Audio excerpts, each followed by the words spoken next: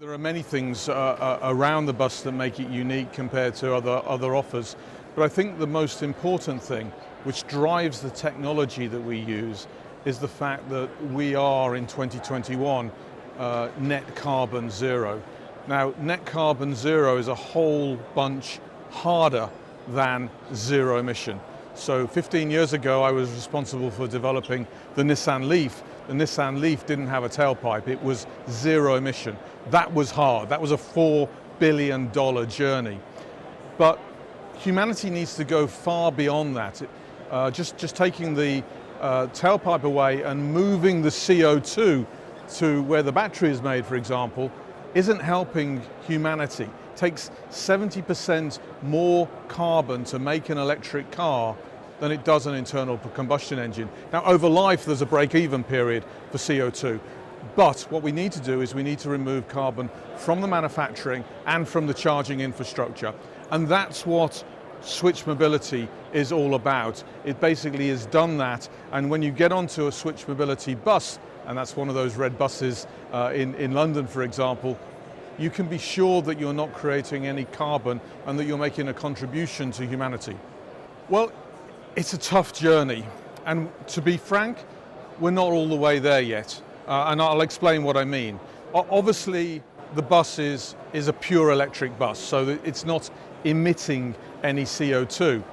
But obviously, you have to make sure that the electricity that you're putting into it is coming from a sustainable source. Now, we can't control how that works when the bus is outside of our control, but where we're responsible for charging the bus, and for example, every bus that we sell in India, we're responsible for charging, we can. So that's the first point, is be responsible where you can for the electricity that goes in. The second point is also making sure that you don't expend CO2 in the manufacturing of the vehicle. Now, in the factories, our factories, we can do that by sourcing sustainable energy. But the issue for us is our supply chain. Our supply chain is not yet net zero levels. And that's the journey that we're on. Now, we do two things there. Number one, for all new vehicles, we only source with suppliers that have made a commitment towards net zero. And in the meantime, we take carbon offsets for everything in that supply base. And that's how we reach net zero today. But ideally and perfectly, we drive out the creation of CO2 throughout the manufacturing supply chain. And that's the journey that we're on. Politicians need to be guided by science. This climate change crisis is not something for social media today. It's not a popularity vote. It's something that is absolutely existential for humanity. So first of all, politicians need to think beyond their tenure and think about the long term and the impact that humanity is having on planet Earth. To my point of view, politicians should be setting ambitious targets, but they shouldn't be picking technological winners. That's for the engineers and the scientists to come with the competition of technologies. We need engineers to be encouraged to experiment with different technologies. So that's the first thing that I would say to politicians.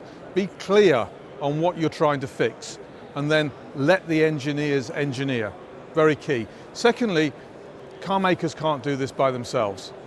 It's going to take partnerships, and it's partnerships across different types of industries. So we need to partner with the energy industries, with the communication industries, with local government and with national government.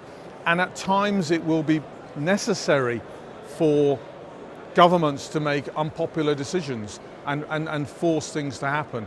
For example, charging infrastructure for electric vehicles or hydrogen charging stations for fuel cell vehicles are expensive. They're going to need incentives.